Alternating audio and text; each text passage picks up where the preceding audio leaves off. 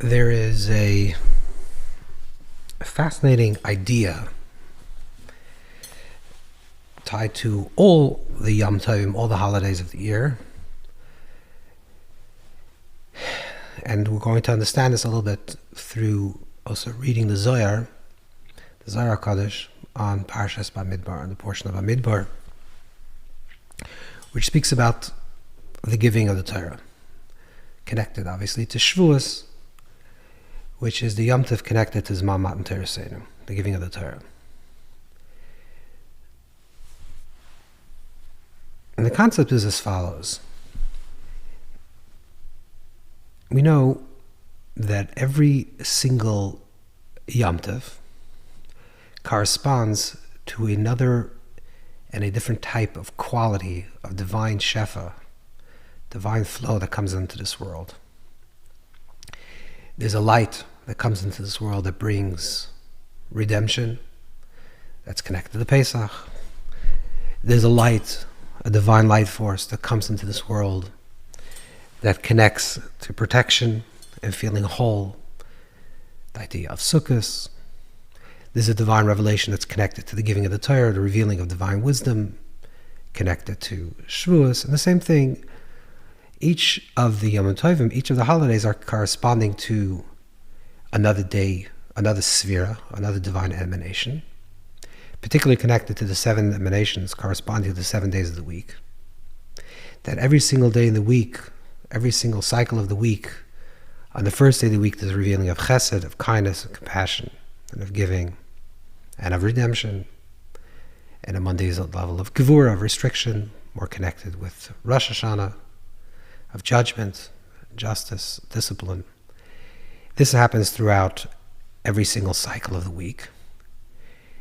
In the future, when it speaks about a time when the holidays, the Yom Tovim, become nullified, like Shraga B'Tir, like a candle in the light of the sun, it doesn't mean that they become nullified, but because every single day of the week will be revealed in its full attribute, its full divine emanation, so every single Sunday, theoretically, would be Pesach. And every single Monday would be, let's say, Rosh Hashanah. And every Tuesday will be Tiferes, which is Matan Torah, which means every single day of the week will shine in its complete form. And just like there is a structure within the cycle of the year that reveals this particular light, in essence, it's actually reflected in every single week of the year and every single cycle of the week. There's a cycle, a full cycle of only 7 days, and that cycle reveals another divine attribute. This is also reflected on a bigger level, and a wider level, connected to the months of the year. That every single month has a particular divine quality, corresponding to a particular divine emanation, especially connected to one of the tziruf and one of the combinations, formations of the name of Hashem, of the Yud and the Hey and the Vav and the Hey, the name of the Haviyah, of existence, of beingness, which we revealed it every month differently. So essentially, every single month reveals a particular divine light in this world. Now this light, this revelation, this type of quality that is revealed in this world, in every single Yom Tov, every single holiday, is also connected to an event. In other words, Pesach, for example, is connected to the going out of Egypt.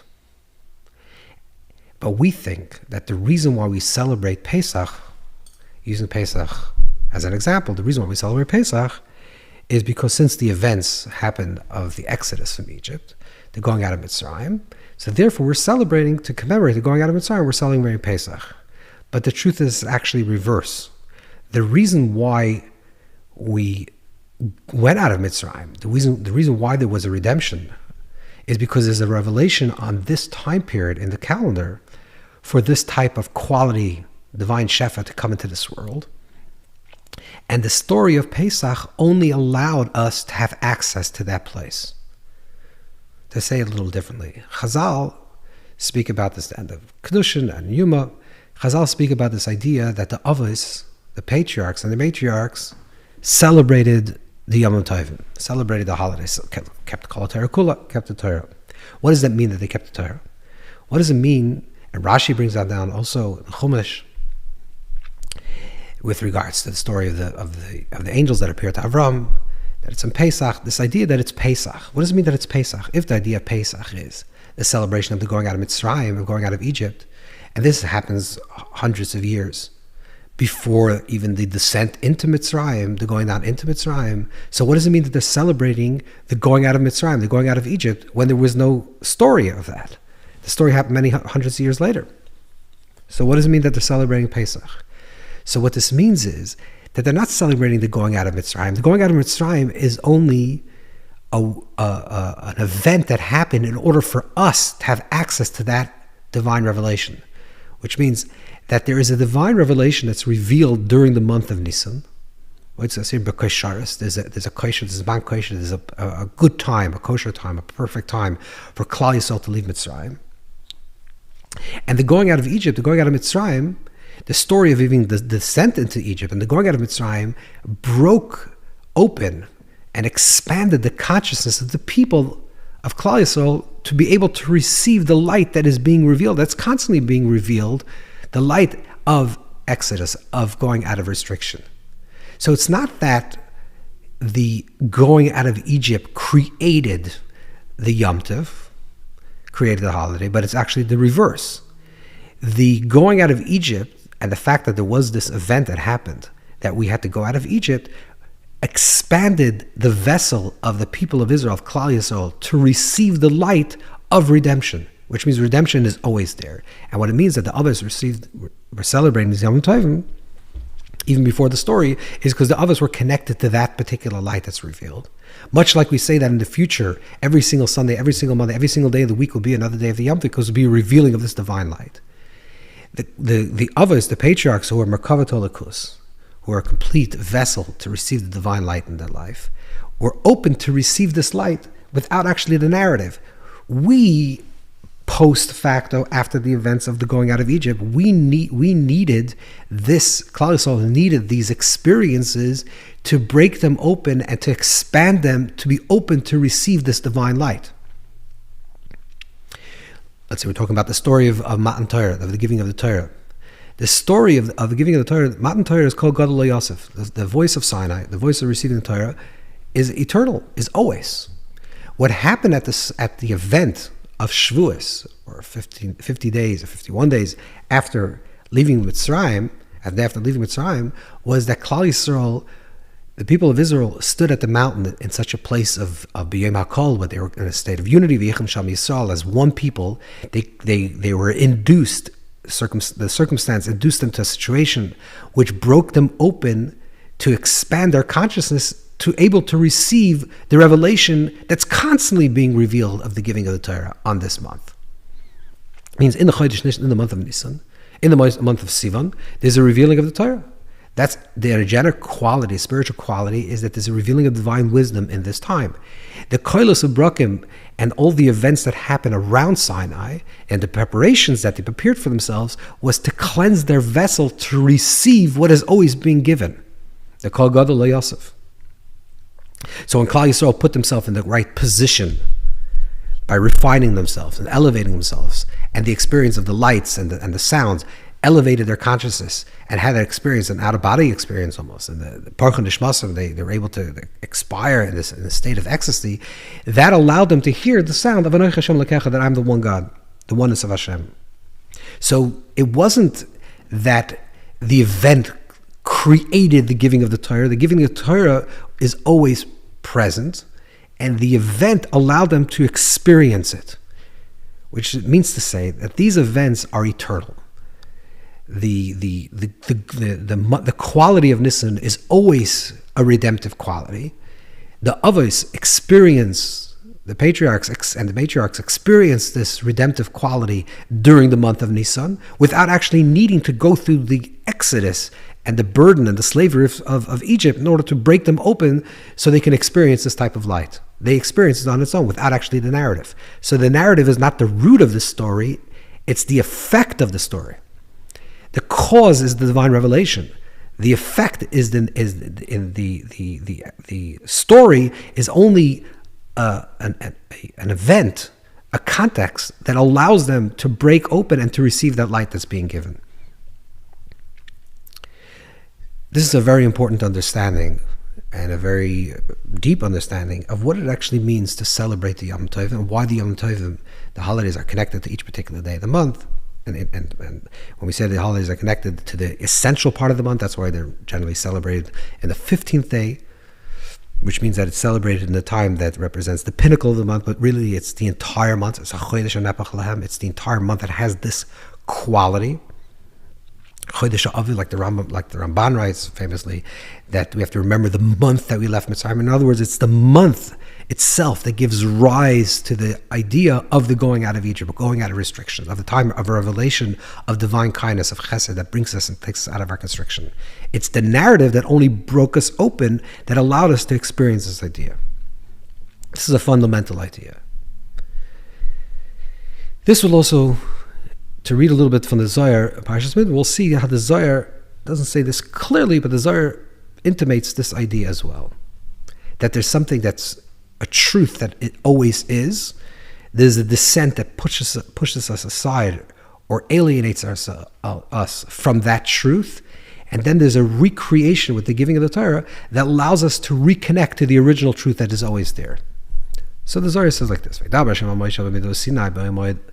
spoke to Moshe Rabbeinu in Bamidbar Sinai, in the desert of Sinai. Rab Abba begins and says, that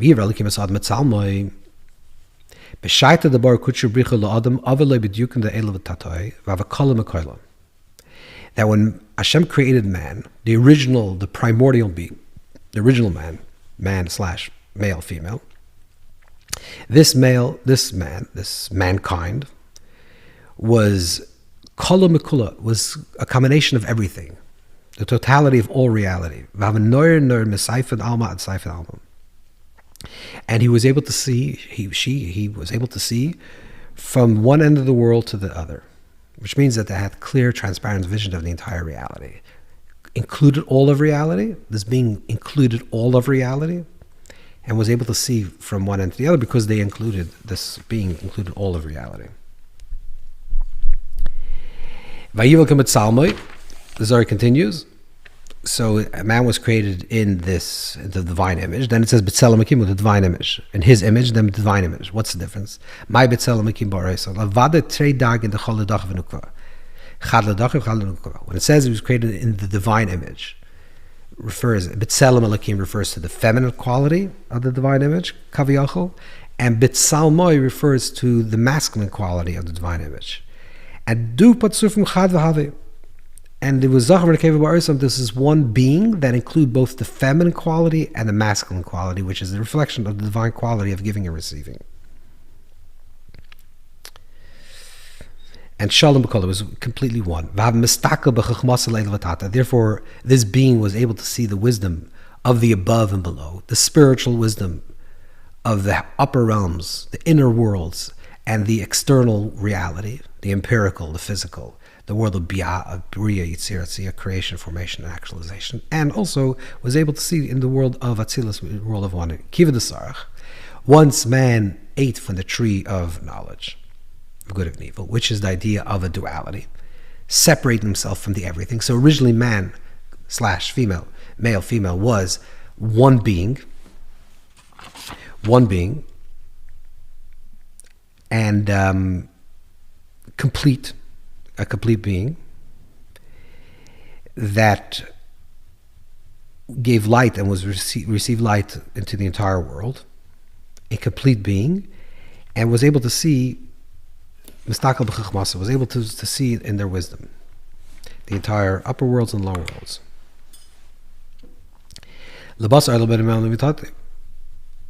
After the Sarach, after the eating from the tree of knowledge, it's Matu Partsufim.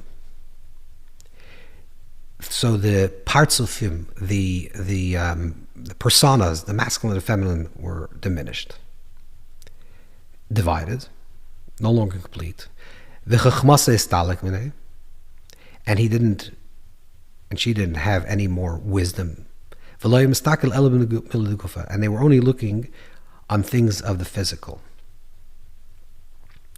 Which means that there were three things that were prior and three things that were diminished. The Zohar doesn't clearly define the three things, but it seems pretty obvious at what the Zohar is saying. That there was, just like before, there was a parts of Shalom. There was a complete being, both a masculine and a feminine. This was diminished through eating from the tree of knowledge. Just like before, in comparison to before, they were able to see the upper and the lower wisdom and see the unification between the upper spiritual wisdom and the physical, we'll call the scientific or the empirical wisdom. There was no separation. And they were illuminated. They were a reflection of all the worlds, of everything that was seen through them and from them. Through eating from the tree of knowledge, these three dimensions were diminished. These are also dimensions between man, the human being, and the world around them. They were light, they gave light, and was able to see the light within the entire world. That's between man and the creation, and the external, between the object and the subject. Shalom HaKoilo means they were complete within themselves, which is between man and himself or herself. And Mistakel B'Chachmasa, and they were able to see the upper and lower wisdoms between man and their creator. So there's three types of relationships. One is between self and self, the self within himself. One is between the self and the outside world, and one is between self and the creator. These three things existed prior to the story of eating from the tree of knowledge, where they were one and incomplete and in perfect wisdom and perfect reflection, mirroring of all of creation with this light. This was diminished through the process of eating from the tree of knowledge. And then the Zohar continues. The world was not complete, even though they had Sheis, the third child. It wasn't yet established until Avram came. Then after Avram came Yitzchak, which one was chesed, and one was gevura, one was kindness and compassion, and one was giving, and one was the opposite, the idea of discipline and restriction. And